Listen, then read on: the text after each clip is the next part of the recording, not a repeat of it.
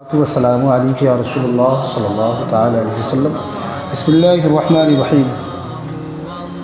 جھوٹ کا بیان، جھوٹ بولنا ہے کیا؟ کذب، لائے، جھوٹ کے بارے میں سنیں۔ جھوٹ ایسی بری چیز ہے، جھوٹ ایک ایسی بری چیز ہے، ایک ایسی بری صفت ہے جس کو ہر مذہب والے برا سمجھتے ہیں۔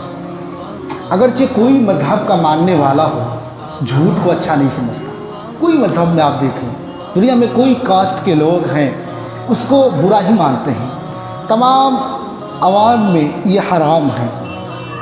اسلام نے اس سے بچنے کی بہت تاکید کی ہے، قرآن مجید میں بہت مواقع پر اس کی مذمت فرمائی ہے، اور جھوٹ بولنے والوں پر خدا کی لعنت ہے، کیونکہ اللہ نے قرآن میں کہا الا لعنت اللہ علی الکاذبین، جھوٹ بولنے والوں پر اللہ کی لعنت نازل ہوتی ہے۔ حدیثوں میں بہت سی جھوٹ کے حوالے سے حدیث پاک آئی ہیں، کچھ حدیث پاک آپ سماعت کر لیں۔ یہ صحیح بخاری اور مسلم میں متفق علیہ حدیث پاک ہے، سماعت کریں۔ عبداللہ بن مسعود رضی اللہ تعالیٰ عنہ سے مروی ہے، نبی پاک صلی اللہ علیہ وسلم فرماتے ہیں صدق کو لازم کر لو، یعنی سچائی کو اپنے لیے لازم ضروری کر لو، سچائی نیکی کی طرف لے جاتی ہے۔ اگر انسان سچ بولتا ہے تو وہ نیکی کی طرف جاتا ہے، اور نیکی جنت کا راستہ دکھاتی ہے۔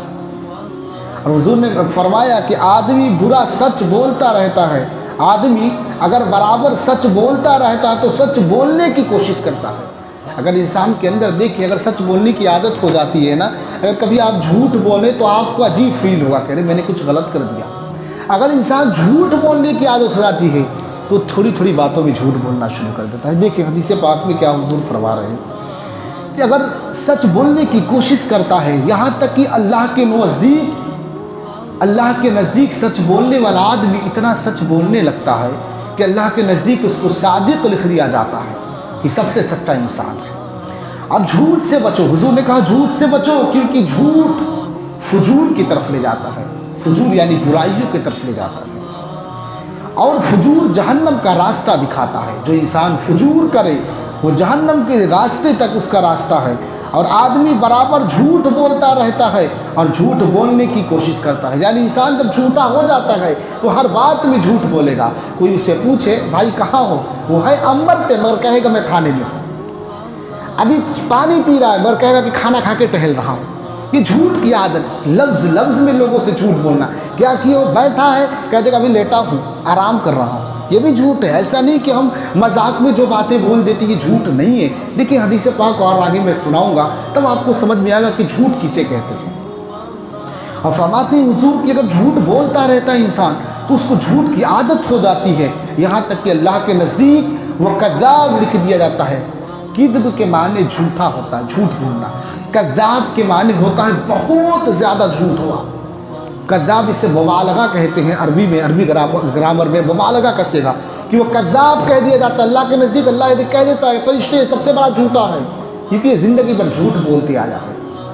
تو جھوٹ سے بچے میرے عزیزو، اللہ کی لعنت نازل ہوتی ہے۔ اس چیز میں ہم لوگ نا بہت مبتلا ہیں اس دور میں، چھوٹی چھوٹی باتوں میں ہم جھوٹ بول دیتے ہیں۔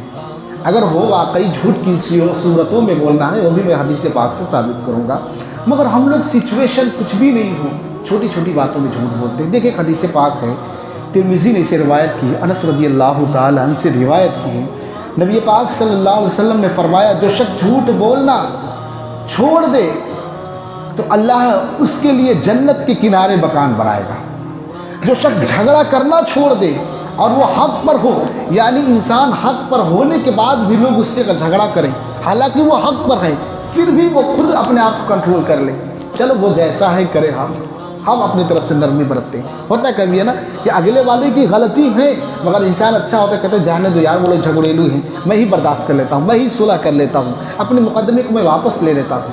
تو کیا اس کے لیے حضور فرماتے ہیں کہ سنیں میرے عزیزوں، کہ جو لوگ جھگڑا کرنا چھوڑ دیں اور حق پر ہونے کے باوجود جھگڑا نہیں کرتا تو اس کے لیے وسط جنت میں مکان بنایا جائے گا، یعنی جنت کے بیچ میں اللہ اس کے لیے مکان بنائے گا۔ کتنی بڑی نعمت ہے ہمارے لیے۔ سنیں اور ایک حضور نے اور آگے بات فرمائی، بات یہ ختم نہیں ہوئی، حضور نے فرمایا اور جس نے اپنے اخلاق اچھے کیے اس کے لیے جنت کا اعلیٰ درجہ مکان بنایا جائے گا، سب سے اوپر اس کے لیے مکان۔ اخلاق بہت بڑی دولت ہے۔ انسان کی صورت سے پہچان نہیں ہوتی، اخلاق سے پہچان ہوتی ہے۔ آج جو ہم تک اسلام آیا نا میرے پیاروں، اسلام آنے کی وجہ یہ کہ اسلام اخلاق کے بل پہ موقف ہمارے تک پہنچا ہے۔ آپ حضور کے اخلاق کو دیکھیں، صحابہ کے اخلاق کو دیکھیں، کس طرح دشمنوں کے ساتھ پیش آتے تھے۔ دشمن اتنی زیادتیاں کیا کرتے تھے، پہلے مکہ کی آپ کو مکے کی میں نے اتہاس کو آپ دیکھیں، تاریخ دیکھیں، کتنی ظلم و بربریت کیا کرتے تھے۔ جب جنگ بدر کے بعد کیا ہوا، یہ سارے کفار مشرکین مارے گئے۔ کچھ لوگ جو قیدی بن کر آئے نا، تو پہلے کا رواج ہوتا تھا جو قیدی بن کر آئے ان کو مارا جائے، ان کے ساتھ ظلم و بربریت کرتے تھے۔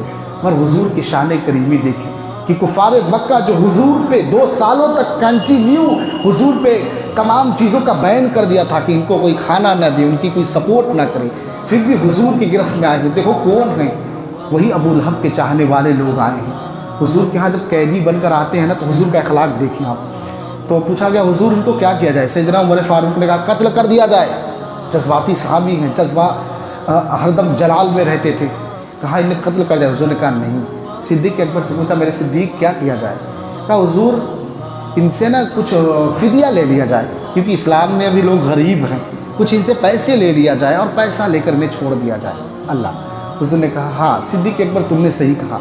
تو جو مالدار کفار تھے، حضور نے کہا کہ تم لوگ فدیہ دو، تم لوگ فدیہ دو۔ پھر حضور نے کہا جو فدیہ نہیں دے سکتے ہیں نا، تم ایسا کرو اگر تمہارے پاس عربی کی نالج ہے نا، ہمارے 10 بچے کو عربی پڑھا دو۔ اللہ اکبر۔ اگر تم انگلش جانتے ہو نا تو انگلش پڑھا، جو زبانیں تمہیں آتی ہے وہ ہمارے بچوں کو پڑھا دو۔ حضور کا اخلاق دیکھو، حضور چاہتے تو انہیں مار کاٹ دیتے، ان کی سامان لوٹ لیا جاتا، اور حضور نے کیا میسج دیا ہماری امت کو کہ دیکھو جب مرحلہ آئے تو اخلاق پیش کرو۔ حضور کو امید تھا کہ آنے والی نسلیں ان کی ایمان لائے گی۔ وہ دور دیکھیں، وہ حضور کی اخلاقی کریمہ کو دیکھ کر سارے لوگ ایمان لا دیے، کتنے نے ان میں ایمان لایا۔ حضور نے ایک ہمیں میسیج دیا کہ دیکھو علم کی حقیقت کو سمجھو، دشمنوں سے بھی علم حاصل کرنا پڑے تو کرو۔ حالانکہ وہ دشمنان رسول تھے، حضور کے قتل کرنے کے لیے منصوبے تیار کیا کرتے تھے۔ حضور نے کیا کہا، اگر تمہارے پاس علم ہے تو میرے صحابیوں کو بچوں کو علم سکھاؤ۔ کتنی پیاری باتیں ہیں میرے عزیز۔ حضور کے اخلاق کریمہ پہ بات ہوئی تو میں باتیں کروں گا، بات سنیں۔ اب ایک اور حدیث پاک ترمذی نے ابن عمر رضی اللہ تعالیٰ عنہ سے روایت کی، حضور فرماتے ہیں کہ بندہ جب جھوٹ بولتا ہے اس کی بدبو سے فرشتے 1 میل دور چلے جاتے ہیں۔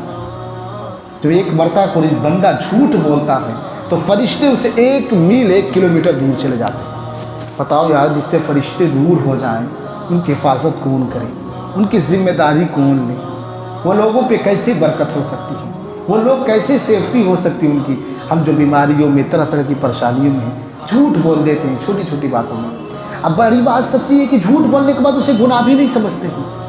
سب سے بڑا المیہ تو یہ ہے کہ جھوٹ بولتے ہیں پھر بھی ہمیں ایسا لگتا ہی نہیں کچھ کرتے ہیں، ہم سوچتے ہیں نارمل ہے، ہنسی مذاق میں جھوٹ بولنا۔ سنیں اور حدیث پاک دیکھیں، آپ کو سمجھ میں اور آئے گا۔ بہت اچھی حدیث پاک ہے، غور سے آج سنیں آپ لوگ۔ ابو داؤد نے سفیان بن اسد خضرمی رضی اللہ تعالیٰ عنہ سے روایت کی، کہتے ہیں میں نے رسول پاک صلی اللہ علیہ وسلم کے فرماتے ہوئے سنا کہ بڑی خیانت کی بات یہ ہے کہ تو اپنے بھائی سے کوئی بات کہے اور وہ تجھے اس بات پر سچا جان رہا ہو اور تو اس سے جھوٹ بول رہا ہو۔ حضور نے کہا سب سے بڑی خیانت کیا ہے؟ تو اپنے بھائی سے جھوٹ بول رہا ہو اور تمہارا بھائی تمہیں سچا سمجھ رہا ہو۔ اگر آپ پہ کسی کو بھروسہ ہوتا ہے، جیسے کسی پہ آپ بہت زیادہ بھروسہ کرتے ہیں، ہے نا، آپ کا بھائی ہے، دوست ہے، آپ اس پہ بہت بلیو کرتے ہیں، حالانکہ ہر روز آپ سے وہ جھوٹ بولتا ہے، آپ کے بزنس کر رہا، آپ نے بزنس دے دیا، بھائی کتنی کے آج دھندے ہوئے، ارے بس 200 روپے کا ہوا، آپ بھروسہ کرنے چلو بھائی بول رہا ہے 200 تو 200 ہے، بڑا بھائی ہے وہ 200 کہہ دیا تو کہہ دیا، کیونکہ بھروسہ ہے ہم نے۔ حضور نے کہا کہ ایسا شخص سب سے بڑا خیانت کرنے والا ہے، سب سے بڑا خیانت۔ حضور نے حدیث میں فرمایا کہ منافقوں کی 3 علامت ہے، جب وہ وعدہ کرتے ہیں تو وعدہ خلافی کرتے ہیں، وہ جھوٹ بولتے ہیں اور خیانت کرتے ہیں۔ یہ منافقوں کی علامت ہے خیانت کرنا۔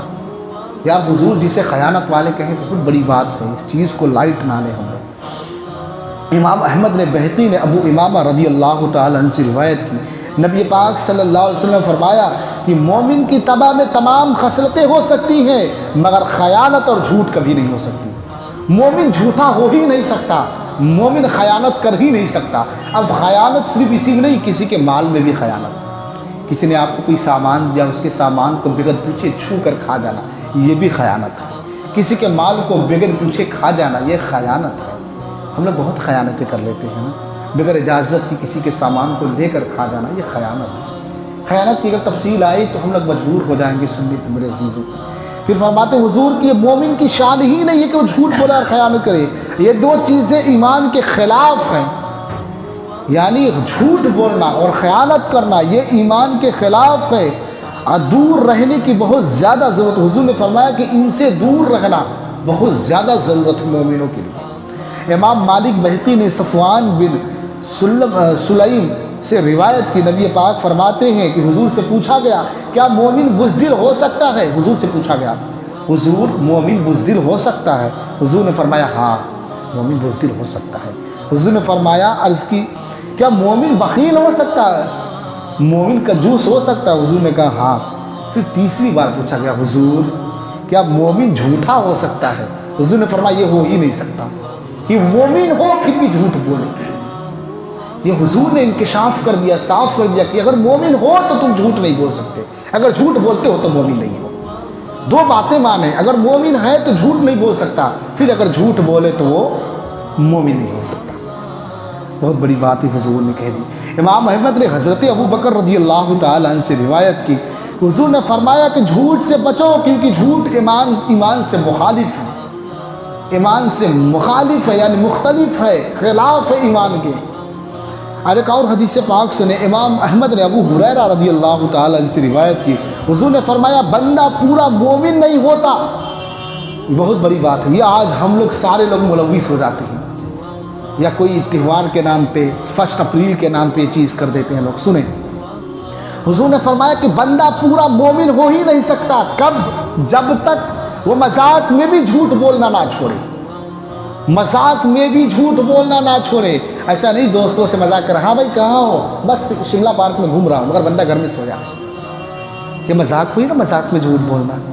کسی سے مذاق، بچوں سے مذاق میں جھوٹ بولنا، بیٹا کسی لوگ ایسے اپنے چھوٹے بچوں سے بھی کرتے ہیں، بیٹا ایسا کر تو صبح اٹھ جانا میں تم کو چاکلیٹ دوں گا، دیتے نہیں ہیں، یہ بھی جھوٹ، سب سے جھوٹ کا درجہ کم درجہ، لوگوں سے جھوٹ، جگہ جگہ جھوٹ، کس طرح ہم لوگ، یہ دل کیسا ہے؟ مومنوں کا دل ہے، اس میں جھوٹ نام کی چیز رہنی نہیں چاہیے۔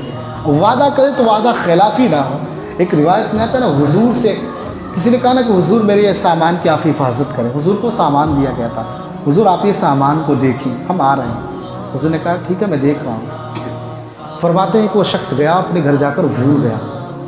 حضور ایک دن لگاتار رہے، جب حضور کہیں جاتے نماز کے لوگوں کو اشارہ کر دیتے، دیکھو کوئی آئے گا نا میرے نام سے پوچھے نا تو بتا دینا کہ حضور گئے ہیں فلاں جگہ۔ حضور کنٹینیو 2 دنوں تک وہی رہے۔ جب تیسرے دن وہ شخص کو یاد آیا، دیکھا ارے آپ ابھی تک یہی ہیں۔ حضور نے کہا یہ میری خصلت نہیں کہ میں وعدہ خلافی کروں، میں نے تم سے کہا تھا کہ یہی رہوں گا تو 2 دنوں تک وہی حضور۔ یہ اسلام ایسے ہی نہیں پھیلا، ان خصلتوں کو دیکھ کر اسلام کے پیچھے لوگ بھگتے تھے کہ کتنے سچے ہیں۔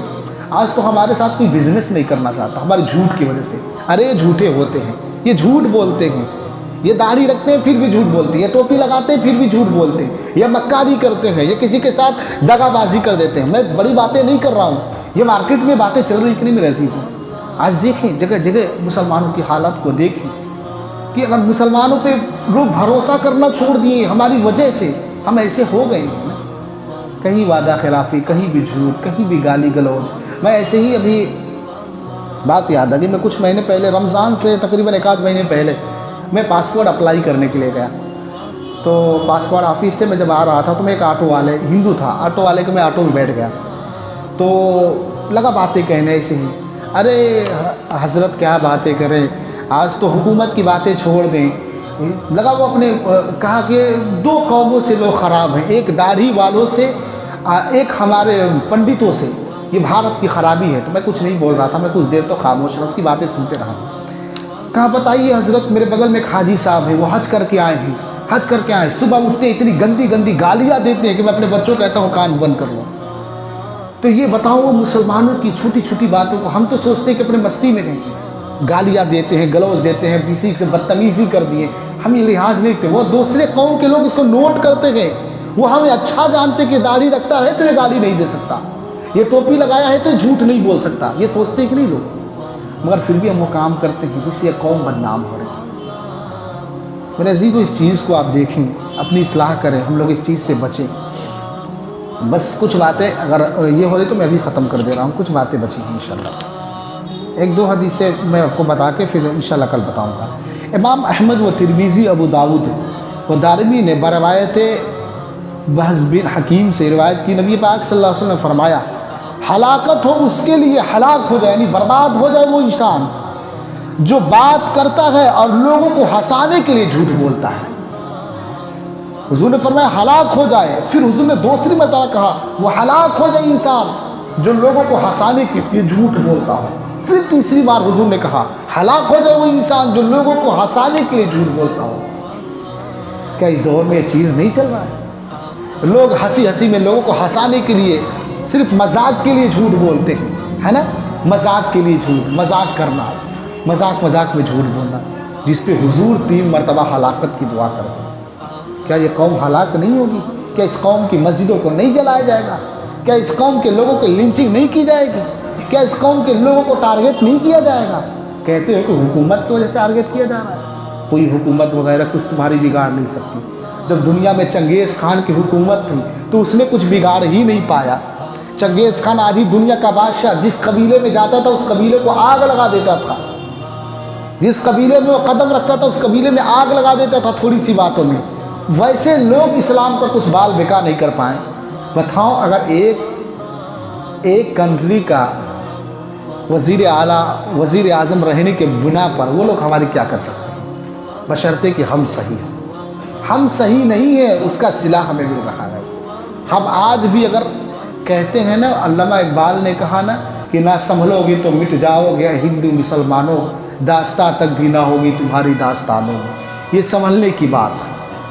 اگر آج بھی ابراہیم جیسی، اگر کہا تھا علامہ اقبال نے ایک شعر کہ آج بھی اگر ابراہیم سا ہو ایماں پیدا تو آگ کر سکتی ہے انگارے گلشتہ پیدا، انداز گلشتہ پیدا، کہ اگر ابراہیم جیسی ایمان پیدا ہو جائے تو لوگ تمہیں آگ میں بھی ڈالے نا تو انگارے گلشتہ یعنی انداز گلشتہ یعنی پھول پیدا ہو سکتا ہے آج اگر ہم سنبھل جائے تو۔ یہ شعر و شاعری میں جو علامہ اقبال نے باتیں کہی نا، بہت بڑی بڑی باتیں انہوں نے کہہ دی۔ تو وقت ہے میرے عزیز و عمل کرنے کی، اپنے قوم کو، اپنی نسلوں کو سدھارنے کی۔ لمبی تقریریں یہ نہیں ہو رہی، یہ درس ہے، 15 منٹ 16 منٹ میں وقت لیتا ہوں۔